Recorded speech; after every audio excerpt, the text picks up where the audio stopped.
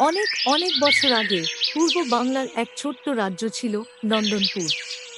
রাজ্যটি ছিল খুব শান্তিপূর্ণ, আর সেখানকার রাজা ছিলেন মহারাজ চন্দ্রদ্বীপ। রাজার ছিল একমাত্র কন্যা, যার নাম রূপসী। তার রূপ আর বুদ্ধিমত্তার জন্য বিখ্যাত ছিল দূর দূরান্তে। সে প্রতিদিন রাজপ্রাসাদের বাইরে শিশুদের গল্প বলতো। একদিন রাজ্যের এক তান্ত্রিক এলেন প্রাসাদে।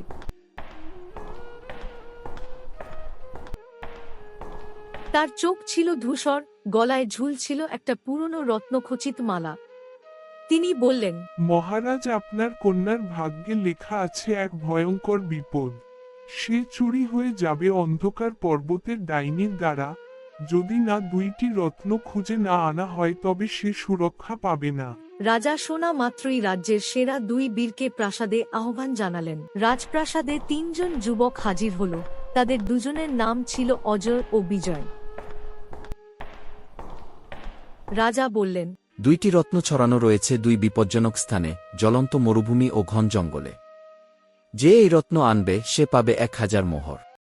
জ্বলন্ত মরুভূমিতে রওনা দিল।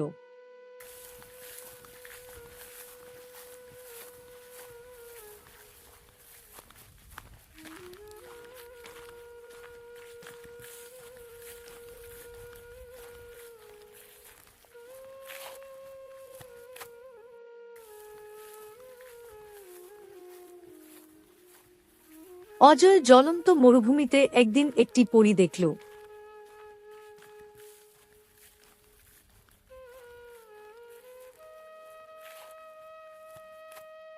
পরীটি বলল, তুমি যদি আমায় দুইটি ধাঁধার উত্তর দিতে পারো তবে আমি তোমাকে রত্নটি দেব। তুমি কি প্রস্তুত? হ্যাঁ, আমি প্রস্তুত।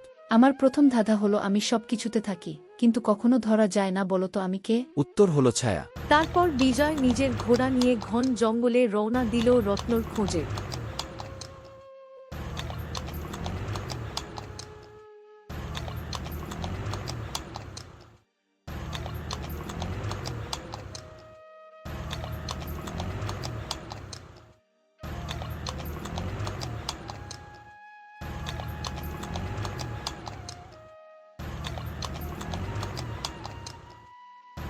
সে একটি গুহা দেখতে পেল এবং তার ভিতরে প্রবেশ করল। সে গুহার ভেতর থেকে একটি হিরে বের করে আনল।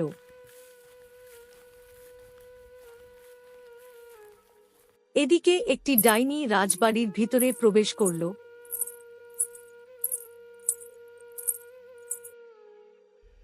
এবং ডাইনিটি রাজকন্যাকে তুলে নিয়ে গেল।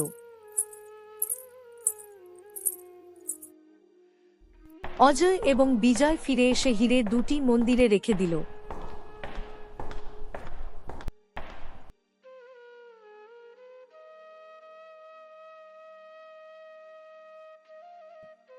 রেখে দিতেই হিরে থেকে একটি আলো বের হল।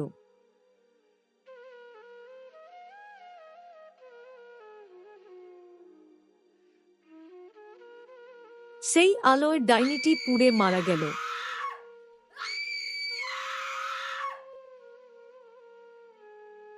তারপর রাজা ও তান্ত্রিকটি রাজকন্যাকে নিয়ে এলো।